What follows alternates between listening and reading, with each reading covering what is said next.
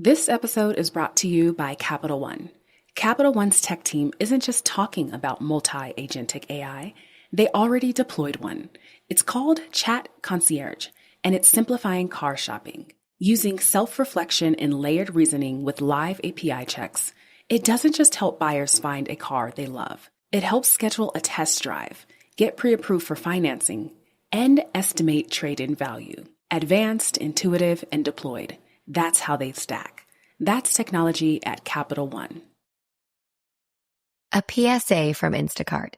It's Sunday, 5 p.m. You had a non-stop weekend. You're running on empty. And so is your fridge. You're in the trenches of the Sunday scaries. You don't have it in you to go to the store, but this is your reminder. You don't have to. You can get everything you need delivered through Instacart so that you can get what you really need. More time to do whatever you want. Instacart. For one less Sunday scary, we're here. Old school security kicks in after the break-in. Too late.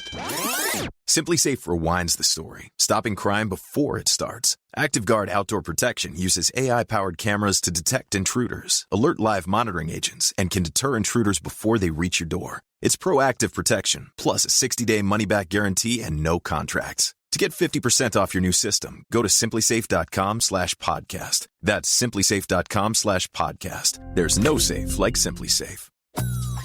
A mochi moment from Mark, who writes, I just want to thank you for making GLP-1s affordable. What would have been over $1,000 a month is just $99 a month with Mochi. Money shouldn't be a barrier to healthy weight. 3 months in, and I have smaller jeans and a bigger wallet. You're the best. Thanks, Mark. I'm Myra Ahmed, founder of Mochi Health. To find your Mochi moment, visit joinmochi.com. Mark is a Mochi member compensated for his story.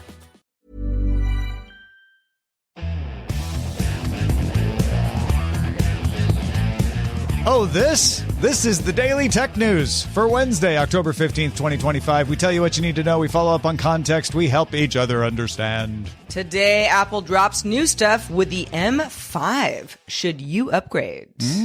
Maybe. I'm Tom Merritt. And I'm Sarah Lane. Let's start with what you need to know with that big story.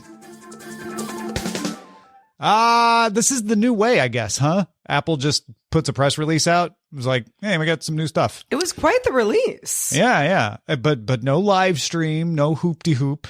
This is the October announcement, I guess. No Apple TV either. Apple announced new MacBook Pro, iPad Pro, and Vision Pro, all with the M5 chip inside. So the announcement is really about the wider deployment of the M5 chip.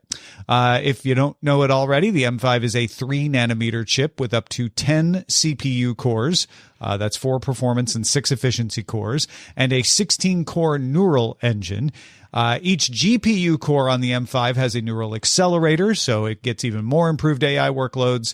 It has a 3rd-generation ray tracing engine, which is good for your video games, and the unified memory bandwidth rises to 153 gigabytes per second. If you know, you know. If you don't, that's 30% better than the M4. So it's going to be a little faster. For anybody, for anybody who's sort of like, well, but I don't do AI development. Is this for me? Yeah, this is going to help you with executing AI programs as well, right? Sure. Yeah. And people are going to be doing that more and more.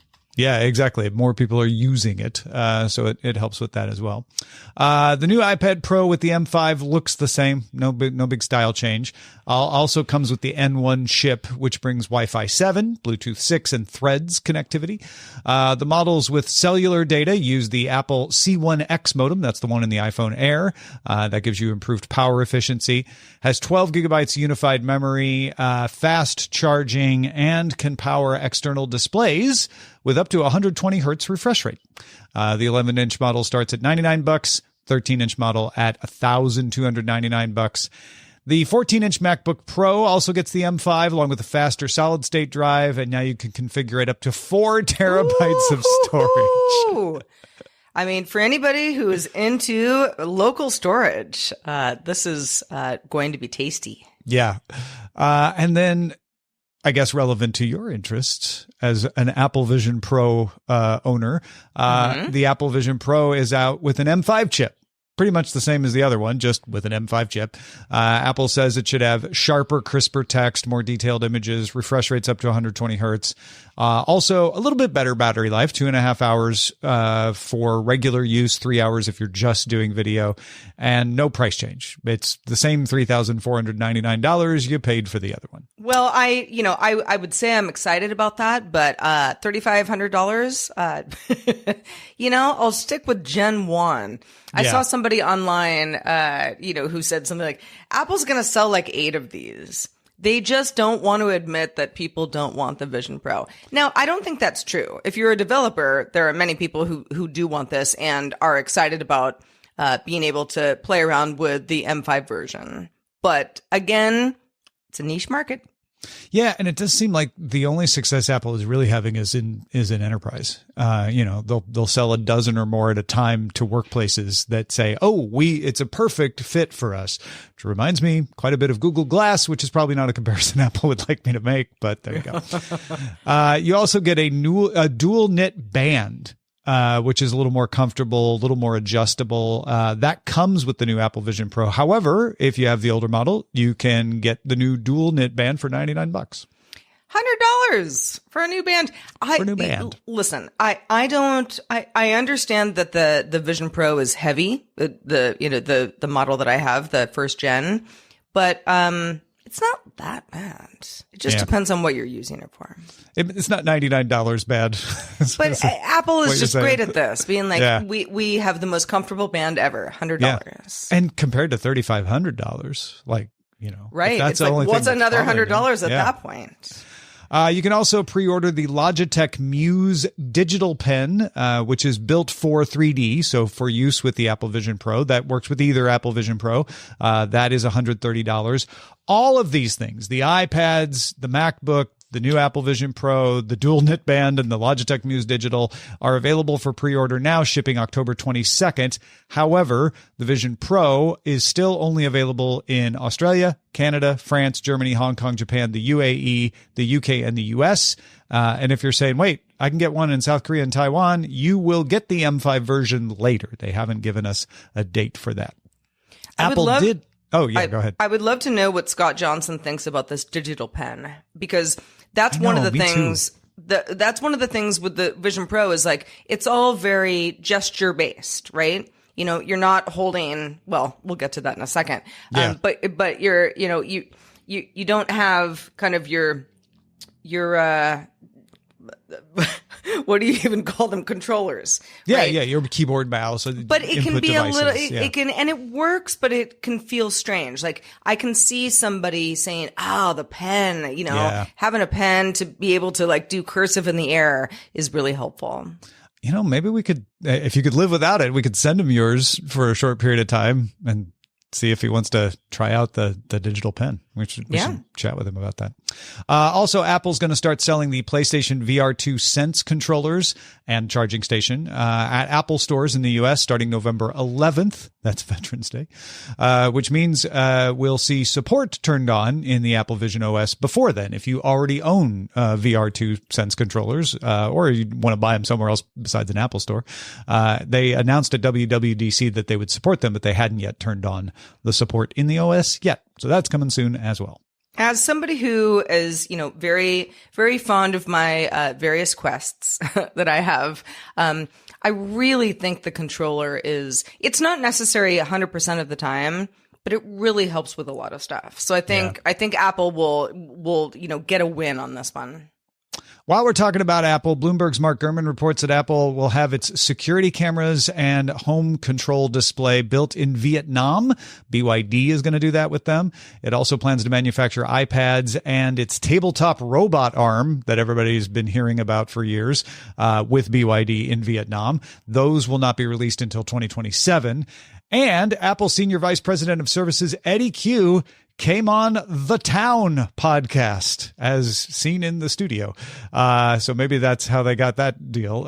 It dropped. Eddie Q said that they dropped the plus from the Apple TV name because everybody just calls it Apple TV anyway. So, why bother? I don't get this. Apple TV is a hardware product.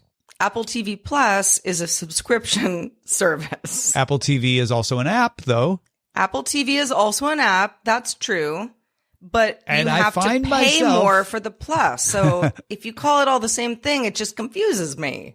I do find myself calling Apple TV Plus Apple TV when I say, like, The Studio, which featured The Town in it, was on Apple TV. Apple TV. Yeah, And then no, I'm I like, get you. oh, I have to say Plus because it's the service. Yeah. So maybe I guess that's what he's talking about. Well, yeah. I mean, consolidation, all good. Well, DTNS is made possible by you, our listeners, whether you like the name Plus or not. Thank you to Tim Deputy, Brandon Brooks, Johnny Hernandez, and Jerry Pazzle.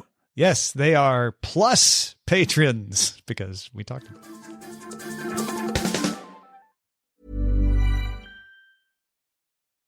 This episode is brought to you by Capital One. Capital One's tech team isn't just talking about multi-agentic AI. They already deployed one. It's called Chat Concierge, and it's simplifying car shopping. Using self-reflection and layered reasoning with live API checks, it doesn't just help buyers find a car they love. It helps schedule a test drive, get pre-approved for financing, and estimate trade-in value. Advanced, intuitive, and deployed. That's how they stack. That's technology at Capital One. You've worked hard to build your business. Simply Safe helps you protect it. With Simply Safe for Business, AI-powered cameras watch over your entry points and instantly alert live monitoring agents. They can deter intruders before they get inside. It's protection built for growing companies. 24/7 monitoring, no contracts, and a 60-day money-back guarantee. To get 50% off your new system, go to simplysafe.com/podcast. That's simplysafe.com/podcast for 50% off. There's no safe like Simply Safe. Bombas makes the most comfortable socks, underwear, and T-shirts. Warning, Bombas are so absurdly comfortable you may throw out all your other clothes. Sorry, do we legally have to say that? No, this is just how I talk, and I really love my Bombas. They do feel that good. And they do good, too. One item purchased equals one item donated. To feel good and do good, go to bombas.com and use code AUDIO for 20% off your first purchase. That's bombas.com and use code AUDIO at checkout. Parles-tu français? ¿Hablas español? Parli italiano? If you've used Babbel, you would. Babbel's conversation-based technique teaches you useful words and phrases to get you speaking quickly about the things you actually talk about in the real world. With lessons handcrafted by over 200 language experts and voiced by real native speakers, Babbel is like having a private tutor in your pocket. Start speaking with Babbel today. Get up to 55% off your Babbel subscription right now at babbel.com/acast. Spelled BABBEL.com/acast. Rules and restrictions may apply. Avoiding your unfinished home projects because you're not sure where to start? Thumbtack knows home so you don't have to. Don't know the difference between matte paint finish and satin? Or what that clunking sound from your dryer is? With Thumbtack, you don't have to be a home pro. You just have to hire one. You can hire top-rated pros, see price estimates, and read reviews all on the app. Download today. There's more we need to know today. Let's get to the briefs. YouTube is rolling out its redesigned interface to web, mobile, and TV apps. Here is what you can expect. Icons are softer, more transparent, placed to obscure the content less when you're using them. The seek function should be more seamless. That's what the company wants you to think anyway. Likes now have custom animations that change based on type of content. And we have new visuals, like a smoother process for other actions like watch later, playlists, and comments will have a threaded layout for replies. Now, Tom, I don't know if you've seen people on the web being very mad about this new rollout because everybody hates change. Yeah. But I've seen a lot of people being very mad about this. From what I've seen, though, it looks pretty nice. Yeah. Pay no attention to the normal level of outrage that someone moved your cheese, which is pretty much what's going on there. Who did it? Yeah. If it sustains for more than a week or it gets bigger and bigger and bigger and continues to grow, then I'll pay attention. Otherwise, it's just, people don't like it when stuff gets moved around. It is interesting that they're going with the kind of the liquid glass thing with the transparency a little bit. Otherwise, I actually realized I had these changes and didn't know it because they've been kind of rolling them out in A/B tests slowly, and they didn't really rock my world. So they're fine. In fact, YouTube probably wants them to be more noticeable than I found them. Now, do you use YouTube on mobile TV or web?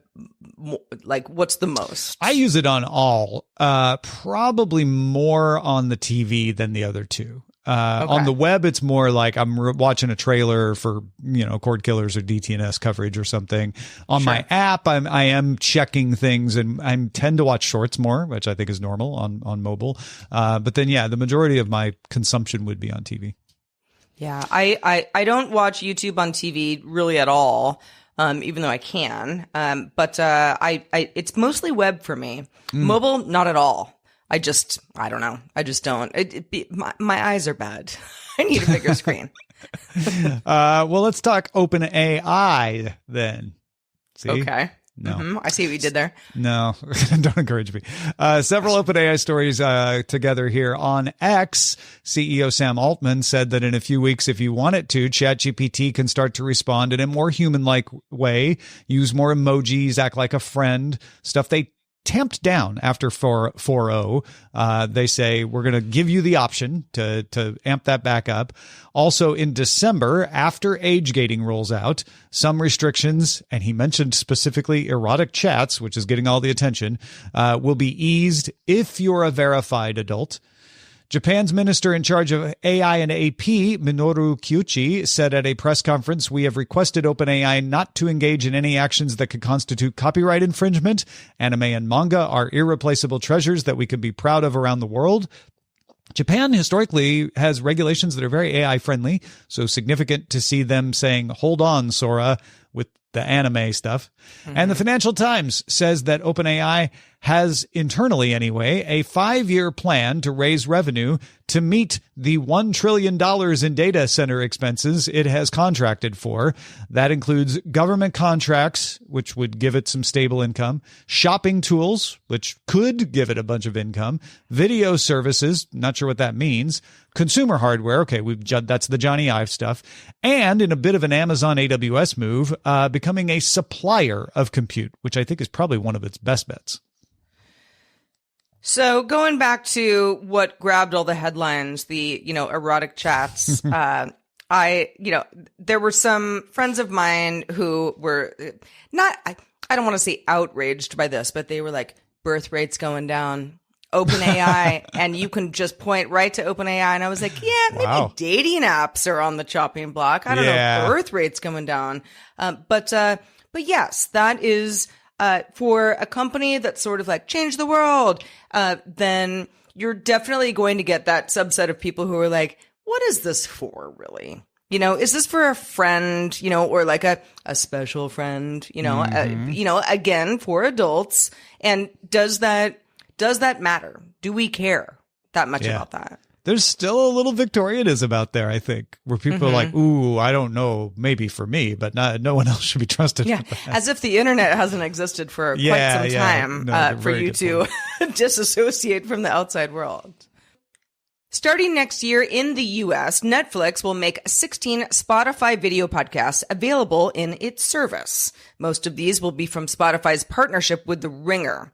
The New York Times says that the deal will prevent the shows from being shown in their entirety on YouTube.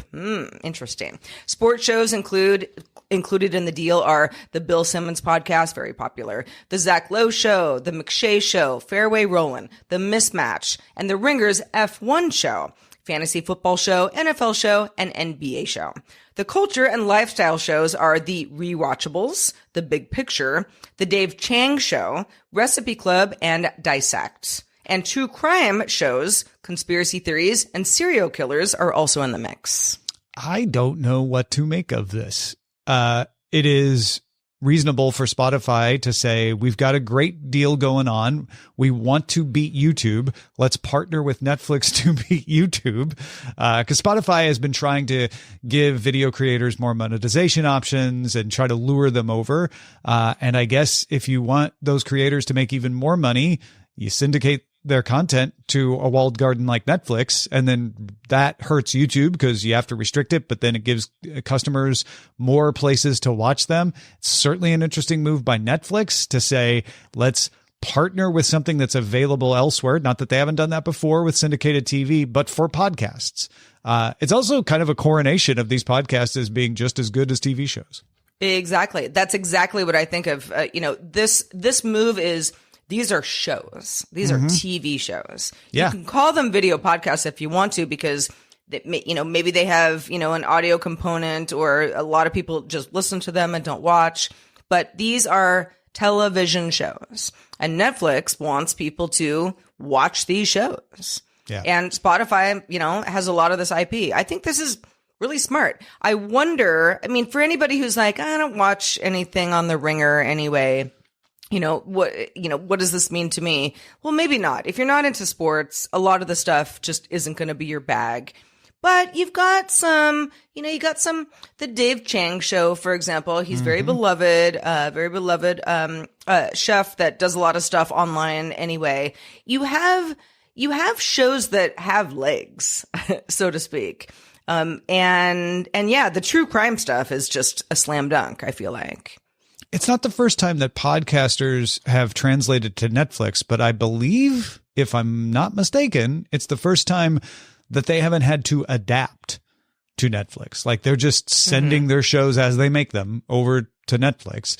That is really interesting to me.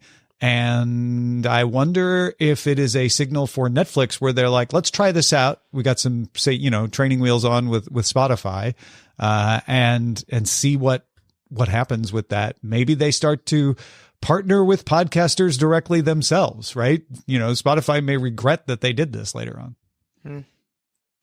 China's Honor launched its Magic 8 and Magic 8 Pro flagship phones in China. International launch coming later this year. They come with the gargantuan, China's the land of huge batteries, 7,200 and 7,000 milliamp hour batteries. You will only be able to get them that big in China. International versions will top out at 7,100. And in Europe, the max will be 6,270. That's probably because of restrictions on shipping batteries. A Button launches its assistant called Yo-Yo. Lots of AI in here. Both of these phones run on Qualcomm's Snapdragon 8 Elite Gen 5, that brand new chip. And they also run Honor's Magic OS 10, which is built on top of Android 16. So this is an Android phone. Magic 8 and Magic 8 Pro phones launch in China this month for 4,499 yuan. That's around $630. And the Pro is 5,699 yuan. That's around $800.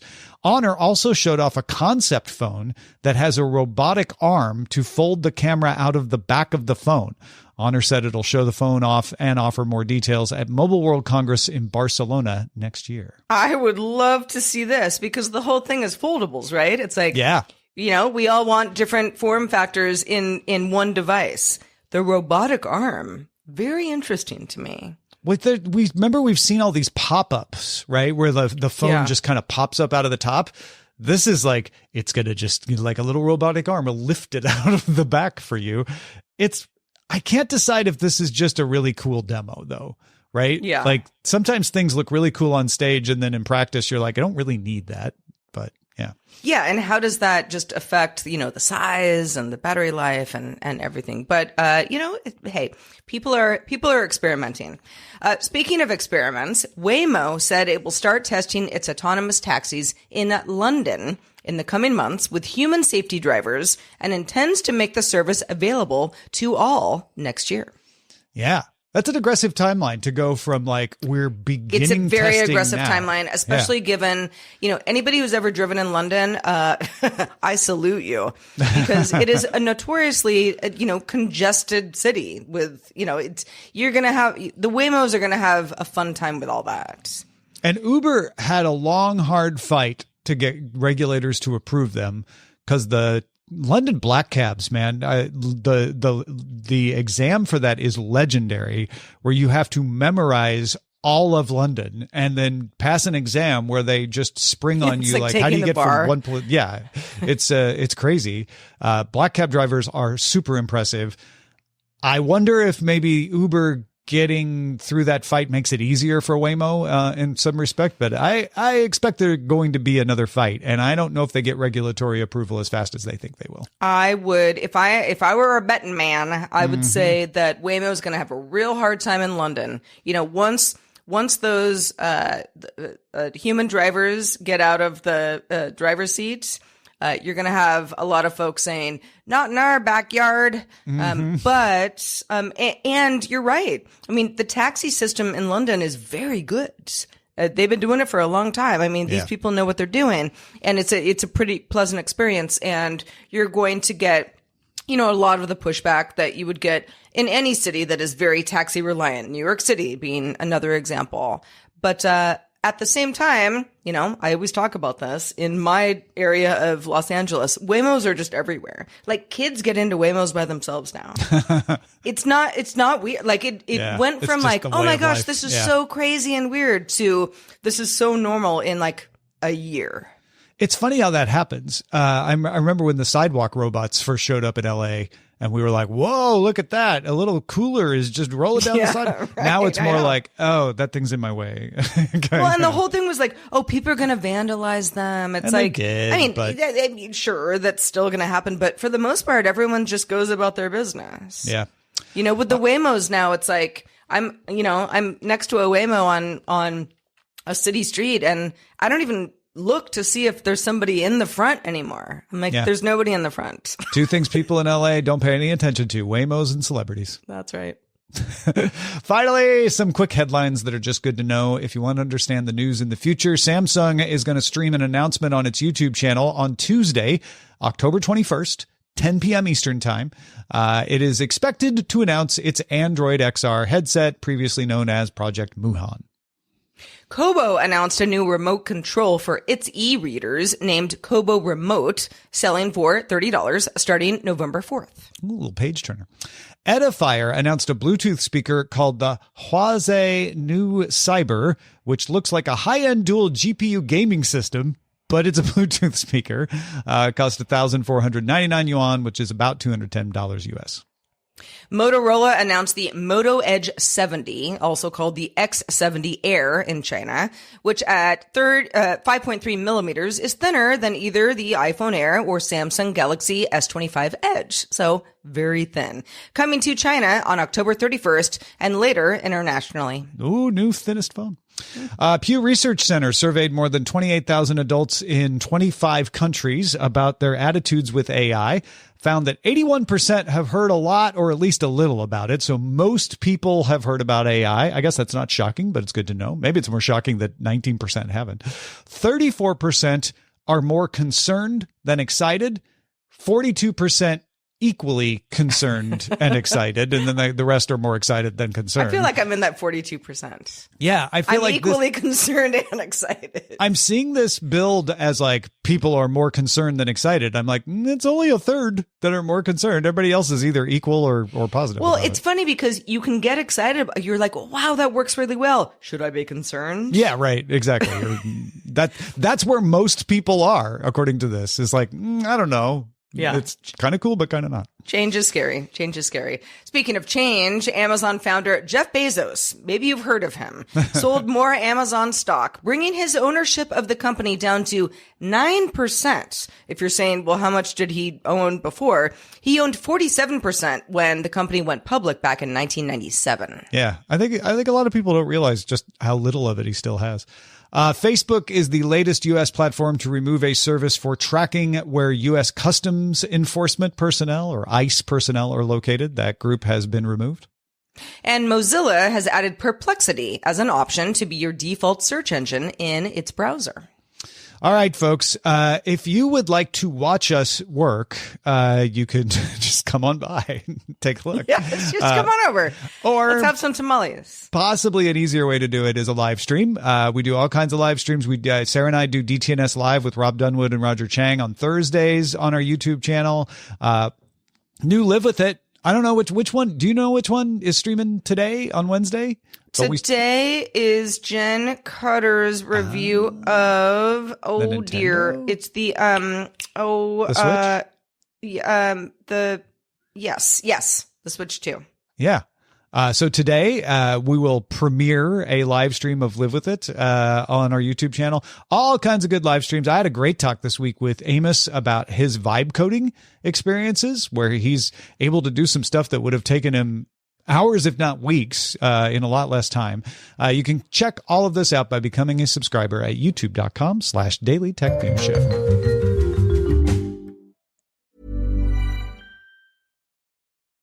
This episode is brought to you by Capital One. Capital One's tech team isn't just talking about multi-agentic AI. They already deployed one. It's called Chat Concierge, and it's simplifying car shopping. Using self-reflection and layered reasoning with live API checks, it doesn't just help buyers find a car they love. It helps schedule a test drive, get pre-approved for financing, and estimate trade-in value. Advanced, intuitive, and deployed. That's how they stack. That's technology at Capital One. If you're a smoker or vapor ready to make a change, you really only need one good reason. But with Zyn nicotine pouches, you'll discover many good reasons. Zyn is America's #1 nicotine pouch brand. Plus, Zyn offers a robust rewards program. There are lots of options when it comes to nicotine satisfaction. But there's only one Zyn. Check out Zyn.com/find to find Zyn at a store near you. Warning, this product contains nicotine. Nicotine is an addictive chemical.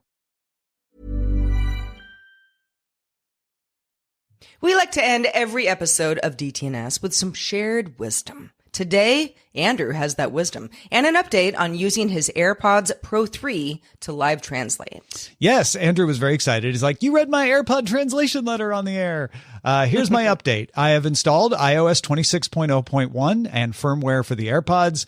It seems you cannot have your Siri as UK English and have French Canadian as your other language for live translate. It actually freezes the setup window, force quit, reopen.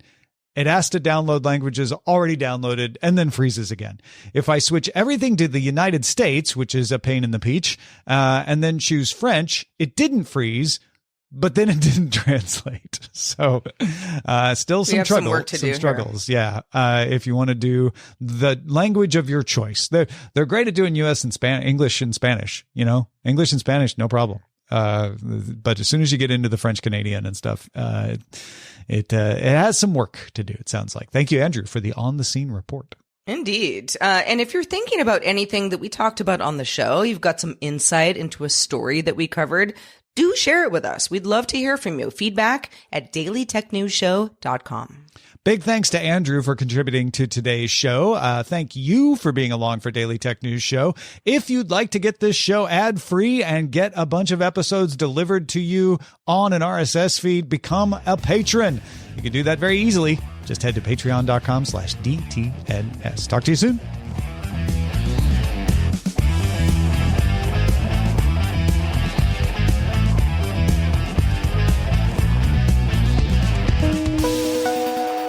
The DTNS family of podcasts, helping each other understand. Diamond Club hopes you have enjoyed this program.